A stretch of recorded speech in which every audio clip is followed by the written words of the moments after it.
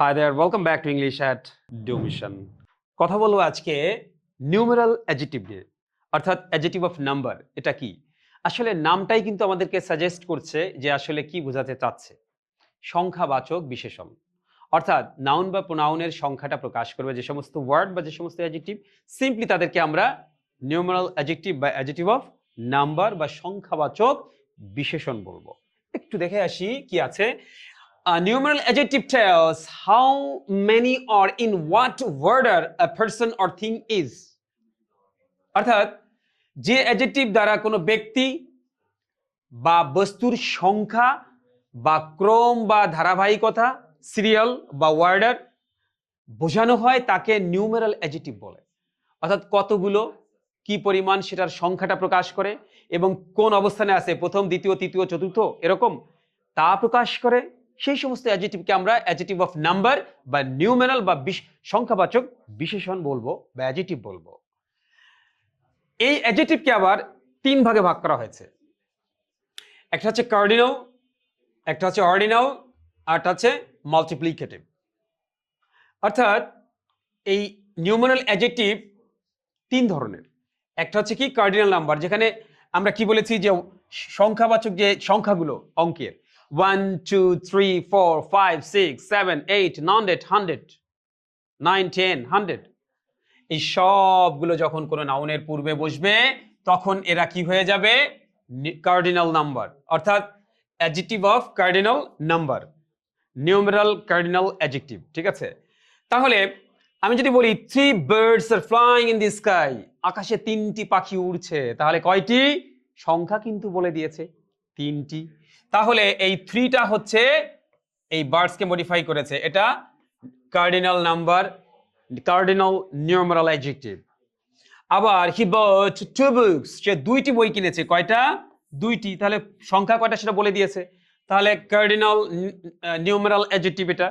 আবার বলেছে কি 5 students were absent, 5জন ছাত্র অনুপস্থিত ছিল, তাহলে 5 স্টুডেন্টকে মডিফাই করেছে, তাহলে 5 2 3 এরা সবাই কার্ডিনাল নিউমেরাল অ্যাডজেক্টিভ।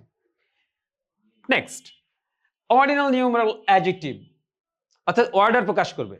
ডেফিনেশনের ভিতরে কিন্তু বলে দিয়েছি প্রথমত, দ্বিতীয়ত, তৃতীয়ত, চতুর্থত, এরকম ধারাবাহিকতা ওয়ার্ডের। তো এখানে বলছে কি first, second, third, fourth, fifth, six, seventh, eight, ninth, 10th, 11th, 12th, 13th, 14th, last dot dot dot, এরকম যা দিয়ে আমরা কোনো কিছু নাম্বার বা সিরিয়াল বা ওয়ার্ডার বা ক্রনোলজিক্যাল ওয়ার্ডার আমরা প্রকাশ করতে চাই, তাদেরকে এই অর্ডিনাল নিউমেরাল অ্যাডজেক্টিভ বলে।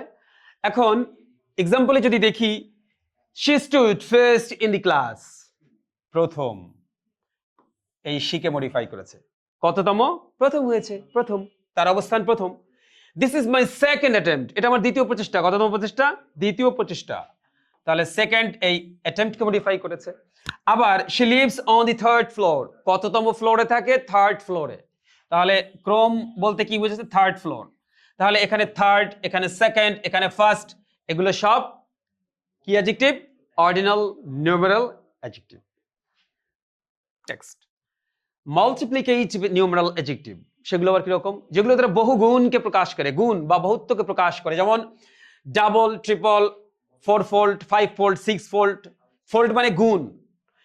এগুলো যখন কোনো নাউন বা প্রোনাউনের পূর্বে বসবে বা পরে বসবে তখন এরা মাল্টিপ্লিকেটিভ নিউমেরাল অ্যাডজেক্টিভ হয়ে যাবে।